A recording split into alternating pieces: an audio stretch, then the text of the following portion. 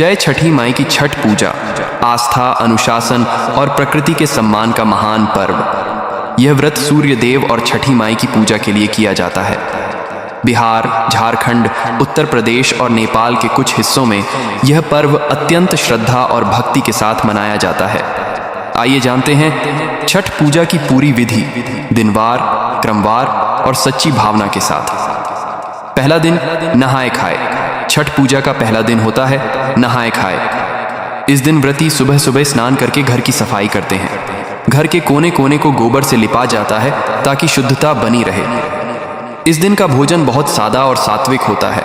लौकी, भात और चने की दाल। इसी भोजन से व्रती अपने व्रत की शुरुआत करते हैं।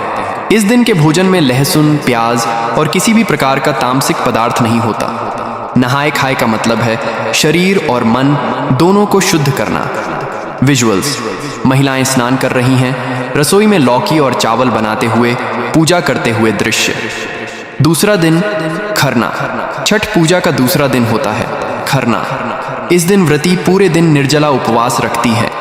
न अन्न न जल, पूरा दिन सिर्फ भगवान सूर्य की स्मृति में बिताया जाता है।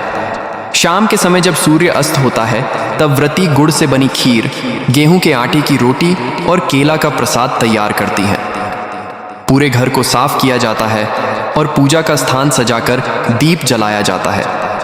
व्रती पहले सूर्य देव की पूजा करती हैं, फिर छठी माई से आशीर्वाद मांगती हैं। इसके बाद उसी प्रसाद को ग्रहण करती हैं और अगले 26 घंटे का निर्जला व्रत शुरू होता है। खरना के बाद व्रती जल तक ग्रहण नहीं करती। यह तपस्या का आरंभ होता है, शरीर पर नियंत्रण और मन की परीक्षा। तीसरा दिन संध्या अर्घ्य। तीसरा दिन होता है संध्या अर्घ्य का सबसे भव्य दिन। सूर्यास्त के समय लाखों व्रती और उनके परिवारजन घाटों पर पहुंचते हैं।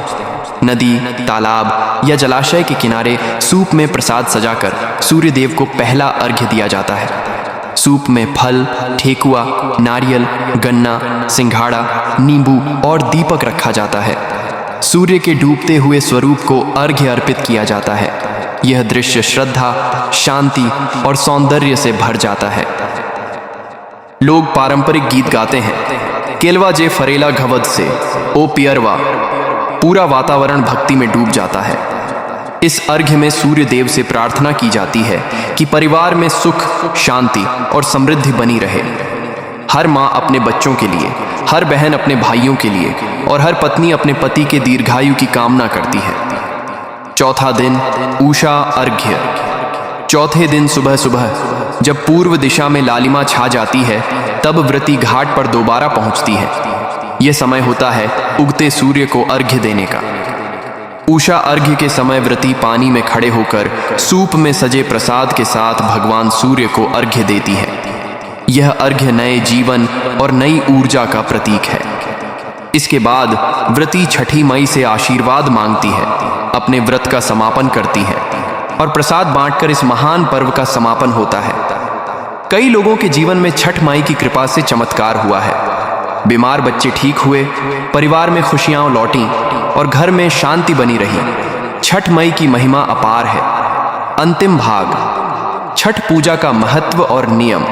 छठ पूजा में शुद्धता सबसे महत्वपूर्ण होती है। पूरी पूजा में प्लास्टिक, केमिकल या अपवित्र वस्तुओं का उपयोग नहीं किया जाता। सभी बर्तन पीतल, कांसा या स्टील के होते हैं। व्रती नई साड़ी या सूती वस्त्र पहनती है और पूजा का स्थान पवित्र रखा जाता है। छठ पूजा का हर कदम प्रकृति से जुड़ा है। सूर्य देव ऊर्जा के स्रोत हैं, जल जीवन का आधार है और छठ माई मातृत्व और शक्ति की प्रतीक है।